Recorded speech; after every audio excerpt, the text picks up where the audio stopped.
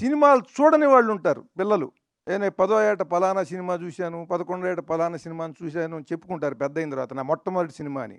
అలాంటి పిల్లల్ని తీసుకొచ్చి మొట్టమొదట ఈ సినిమా చూపించండి వాళ్ళకి. సినిమాలు ఇంకా ఇప్పుడేం సినిమాలు చూస్తామండి అని ఒక 80 ఏళ్ళు లేదా 75 ఏళ్ళు బాగా మెచ్యూరిటీ వచ్చి ఐఏఎస్లు, ఐపీఎస్లు, వేరే వేరే బిజినెస్ పీపుల్ అందరూ కూడా రిలాక్స్ అయిపోయిన వాళ్ళు సినిమాలు ఏం చూస్తాం అనుకుంటారు. మీరందరూ కదిలొచ్చి ఈ సినిమా చూడండి.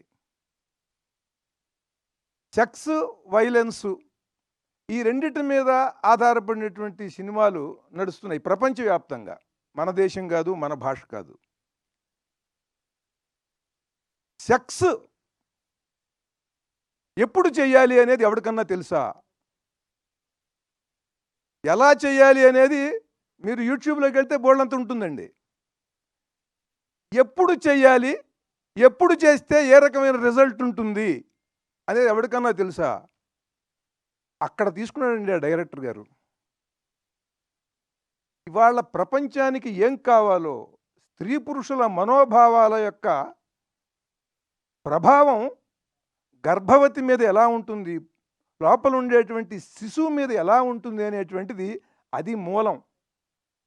నరసింహస్వామి కథ దాని మూలం అక్కడ ఎత్తుకున్నటువంటి ఆ మహానుభావుడు అండి ఆ డైరెక్టరు. సెక్స్ అనేటువంటిది సృష్టికి మూలం. అందరికీ కావాలది. అందరూ ఆరాటపడతారు.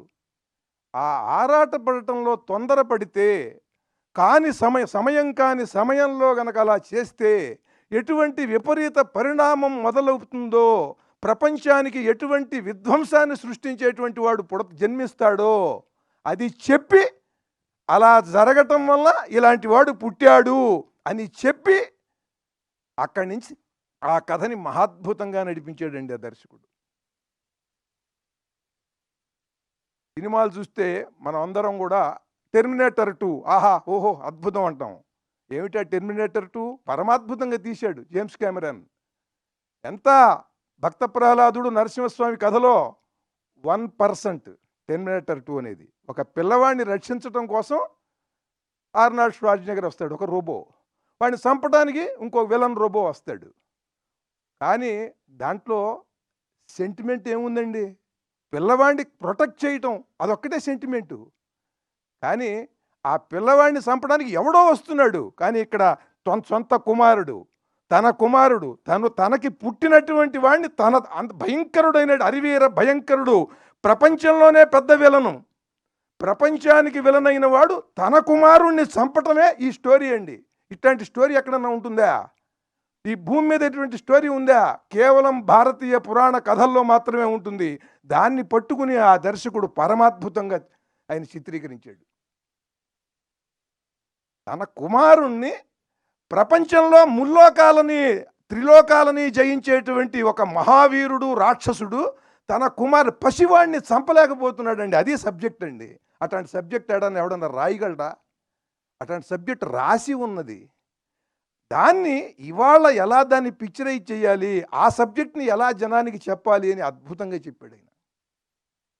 తర్వాత భూదేవిని ఆయన అద్భుతంగా చూపించాడండి. ఎంత మనోహరంగా, ఎంత సుందరంగా ఉన్నదంటే భూదేవి క్యారెక్టరు, గ్రాఫిక్స్లో, యానిమేషన్లో ఆ భూదేవి యొక్క సౌందర్యం ఏమిటి, ఆవిడ యొక్క తత్వం ఏమిటి, క్యారెక్టరైజేషన్ ఏమిటి అనేది ఆవిడ యొక్క లక్షణాల్లోనే చూపించాడు ఆయన.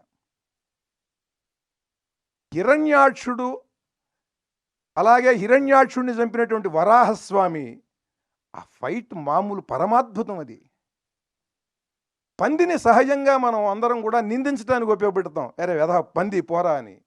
ఇవాళ ఎవరన్నా పంది అని నిందించాలంటే భయపడతామండి. ఈ వరాహస్వామిని చూసిన తర్వాత అంత భక్తిభావం కలుగుతుంది. అంత పరమాద్భుతంగా చిత్రీకరించాడు ఆయన. అసలు ఆ ఫైట్స్, ఆ విజువల్స్, దానికి సింక్ అయినటువంటి ఆర్ఆర్ మహాద్భుతం, పరమాద్భుతం, దివ్యాద్భుతం. ఇది డివైన్ వండర్. ఈ ఫిలిం అందరి ఊహకే అందదు. 1000 కోట్ల రూపాయల బడ్జెట్ ఇచ్చినా ఒక దర్శకుడు ఇట్లాంటి సినిమా చేయలేడు. దానికి లోపల నుంచి పుట్టాలి. జన్మ సంస్కారానికి తోడు జీవితంలో తప్పించాలి ఒక కళ కోసం. అలా కళ కోసం తప్పించి ఆ నరసింహస్వామి కథని ఆస్వాదించి భారతీయ పురాణ కథల్ని, ఇతిహాసాల కథల్ని బాగా అర్థం చేసుకుని తీసినటువంటి సినిమా ఇది.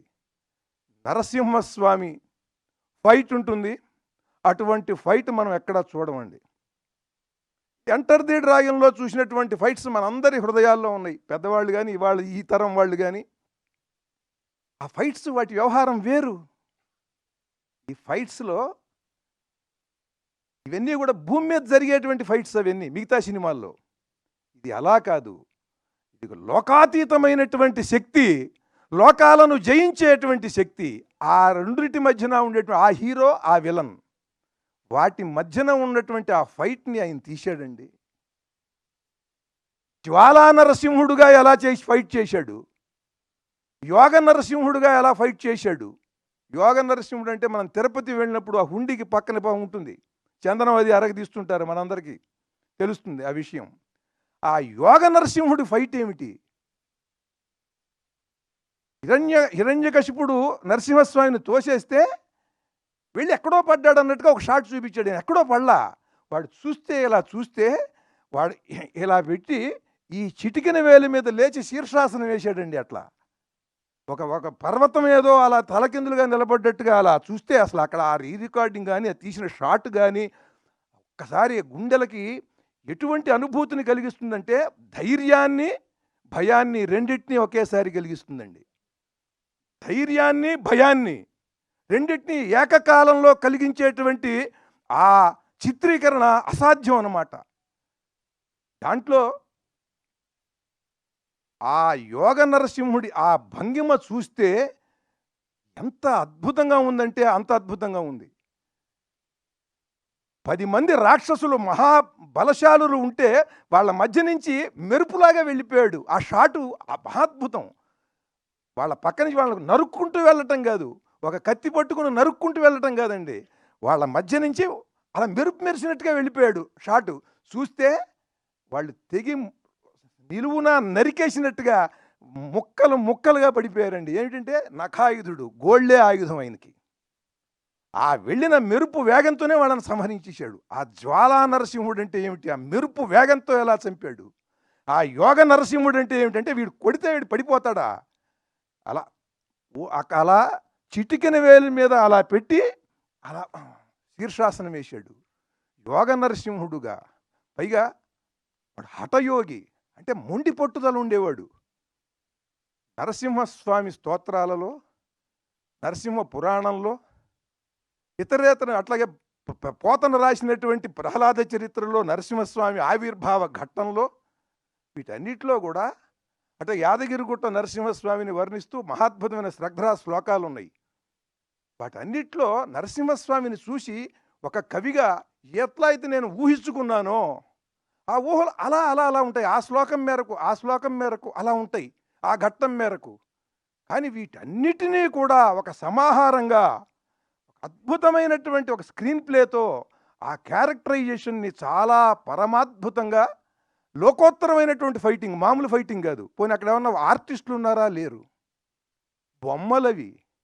కానీ నేను చెప్పులు వేసుకుని హిరణ్యకశిపుడు, హిరణ్యాక్షుడు వాళ్ళు ఉన్నప్పుడు చూశానండి. నరసింహస్వామి వచ్చినప్పుడు నేనే కాదు, ఎవరన్నా సరే చూసుకోండి, హాల్లో చెప్పులు వేసుకుని నరసింహస్వామి ఉన్నటువంటి ఘట్టం ఎవడో చూడ్డు. చెప్పులు విడిచేస్తాడండి ఎవడన్నా సరే. వాడు హిందువు అయితే, భారతీయుడైతే వాడు చెప్పులు వదులుతాడండి. చెప్పులు వేసుకుని ఈ సినిమా చూడలేరండి ఎవరు కూడా.